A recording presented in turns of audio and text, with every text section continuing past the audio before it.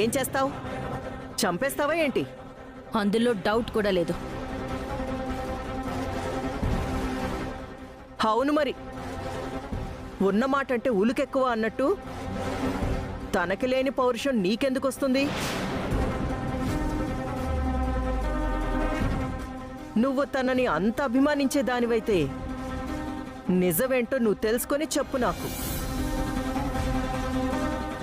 ఊరికే నా మీద కయ్యానికి కాలు దువ్వినట్టు నా మీద ఒంటి కాలు మీద లేవడం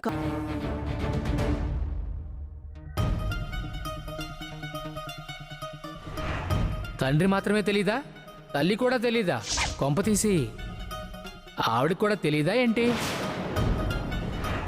తండ్రి ఎవరో తెలీదంటే ఏమని అనుకోవాలి? అవును, నాకు తండ్రి ఉన్నాడు. ఎవరో కాదు, నేనే.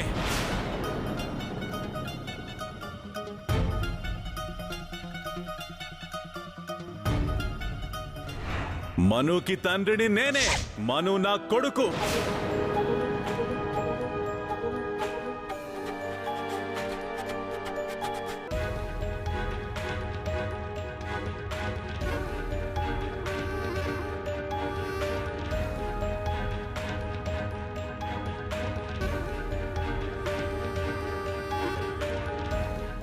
ఏంటి మను, నేను చేసింది కరెక్ట్ కాదు అని చెప్పడానికి వచ్చావా?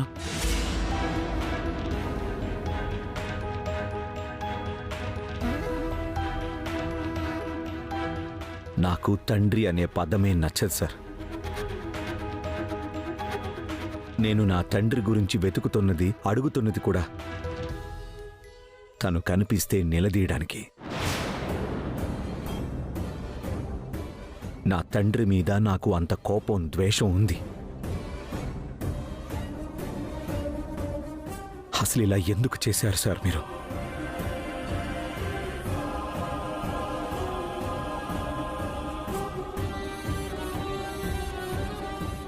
అందరిలోనూ నువ్వు అనుపమ అవమానపడ్డం చూడలేకపోయాను. మీ కళ్ళల్లో నీళ్లు, మీరు పడుతున్న బాధ చూస్తుంటే తట్టుకోలేకపోయాను. అందుకే అలా చేశాను మనం. మాకీ అవమానాలు, బాధలు అలవాటైపోయాయి సార్. ఇదంతా మేము ఎప్పటినుంచో అనుభవిస్తూనే ఉన్నాం. కానీ ఇప్పుడు మీకిది కొత్తగా అనిపించిందేమో, అందుకే మీరు చలించిపోయారేమో సార్. అది నిజమే కావచ్చు, కానీ సార్, మీరు మా బాధ చూసో, మా కన్నీళ్లు చూసో అలా అన్నానంటున్నారు. కానీ దానివల్ల వచ్చే సమస్య ఆలోచించలేదు సార్ మీరు.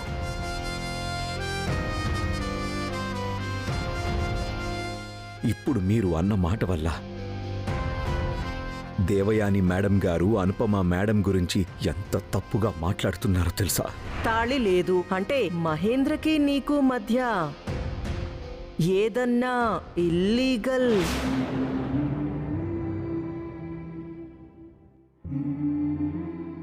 అది కాదు మను.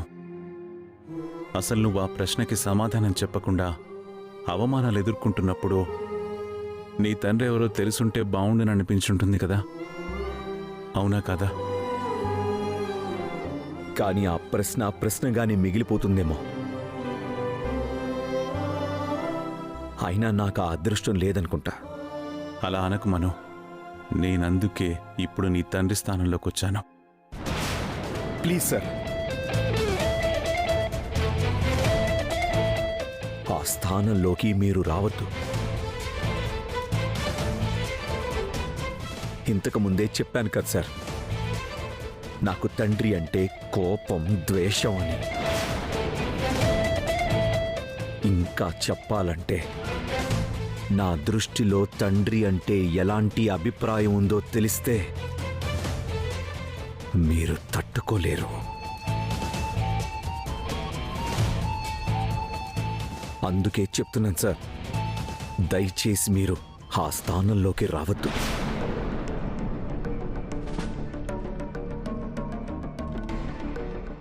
అది కాదు మను, నేను చెప్పేది. సార్, మీరు ఏం చెప్పినా నేను వినదలుచుకోలేదు. జీవితంలో ఇప్పటిదాకా నాకు ఎవ్వరూ చేయలేనంత డ్యామేజ్ మీరు చేశారు సార్.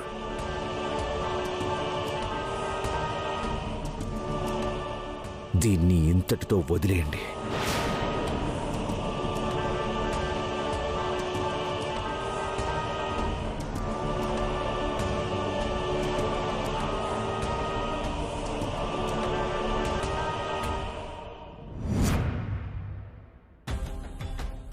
ఏంటి మమ్మీ ఇలా జరిగింది? ఎలా జరిగింది? చికిత్స విజయవంతమై రోగి చనిపోయినట్టు. ఏంటి? అదే mummy, operation success, patient dead అంటారు కదా, అలాగా. మనం అంతా ప్లాన్ చేసి ఆ రాజీవ్ గాడికి చెప్పి మనుషులతో మాట్లాడించి వాళ్లకు డబ్బులిచ్చి అనుకున్న ప్రకారం వాళ్లతో డైలాగులు చెప్పించాం. ఆ మనుగాని టార్గెట్ చేసి రెచ్చగొట్టాం. కానీ సస్పెన్స్ థ్రిల్లర్ మూవీలో అనుకోని సంఘటనలు ఎదురైనట్టు చీఫ్ బార్లో బాబాయ్ ఎంట్రీ ఇచ్చాడు. ఎంట్రీ ఇవ్వడమే కాదు, స్క్రిప్ట్లో లేని డైలాగులు చెప్పినట్టు ఆ మనుగాడికి తండ్రినని చెప్పాడు. అసలు నాకేం అర్థం కావట్లేదు మమ్మీ. నాకు మాత్రం ఏం తెలుసు? తానొకటి తలిస్తే దైవం ఒకటి తలిచిందంటారు కదా, ఇది కూడా అలాంటిదే. ఏమో మమ్మీ, ఈ రోజు ఆ మనుగాడు కాలేజీ వదిలి వెళ్ళిపోతాడనుకుంటే కథ ఇలా అడ్డం తిరిగింది. కథ అడ్డం తిరిగినంత మాత్రాన మన ప్రయత్నం ఆగిపోతుందా? లేదంటే మన గమ్యాన్ని మార్చుకుంటావా? ఇది కాకపోతే ఇంకోటి ప్లాన్ చేస్తాం. ఎలాగైనా సరే మనం అనుకున్నది సాధించే వరకు ఇలా ప్రయత్నాలు చేస్తూనే ఉంటాం కదా. అయితే నెక్స్ట్ ఏం చేద్దాం మమ్మీ? మీ నాన్న ముందు దీన్ని హైలైట్ చేయాలి. మీ నాన్న మీ బాబాయ్ మీద సీరియస్ అయ్యి ఏదో ఒక యాక్షన్ తీసుకునేలా చెయ్యాలి. ఇదే మంచి అవకాశం. మనకిలాంటి అవకాశాలు అరుదుగా వస్తుంటాయి, వాటిని వినియోగించుకోవాలి.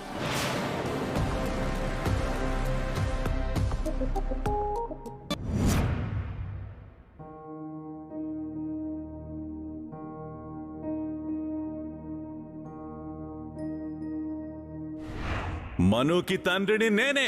మను నా కొడుకు. తాళి లేదు అంటే మహేంద్రకి నీకు మధ్య ఏదన్నా ఇల్లీగల్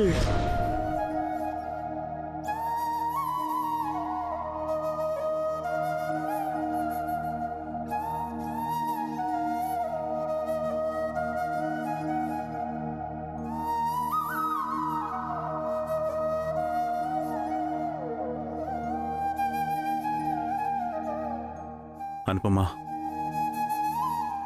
అనుపమా నిన్నే. ఏంటనుపమా, నా మీద కోపమా? నాతో మాట్లాడవా? నాకు తెలుసు నీకు నా మీద కోపం ఉంటుందని. కానీ నువ్విలా నాతో మాట్లాడకుండా ఉండడానికి నేనేం తప్పు చేయలేదనుపమా. నేను మొదటి నుంచి మనుని నా కొడుకులాగే అనుకున్నాను. నాకు రిషి కనిపించకుండా వెళ్ళిన దగ్గర నుంచి నేనులా లేను. చాలా డల్ అయిపోయాను. దానికి తోడు చుట్టూ సమస్యలే. ఆ టైంలో మను నాకు ప్రత్యక్షంగానూ పరోక్షంగానూ ధైర్యం కల్పించాడు. మా కుటుంబం కాలేజీ కష్టాల్లో ఉన్నప్పుడు ఒక కొడుకులా వచ్చి ఆదుకున్నాడు. అన్ని రకాలుగా సపోర్ట్ చేశాడు. అందుకే నేను మనుని నా కొడుకు అనుకున్నాను. కొడుకు అనుకోవడం వేరు, అందరి ముందు కొడుకు అనడం వేరు మహేంద్ర. తండ్రి అనే మాట చిన్న మాట కాదు మహేంద్ర, అది పెద్ద పదవి. తను నీకు సాయం చేసినందుకు నువ్వు తిరిగి సాయం చేయొచ్చు. తను నీకు డబ్బులిచ్చినందుకు నువ్వు తిరిగి డబ్బివ్వచ్చు. అలానే తను నీకు ఇంకో రకంగా మోరల్ సపోర్ట్ చేస్తే నువ్వు మోరల్గా సపోర్ట్ చెయ్యొచ్చు.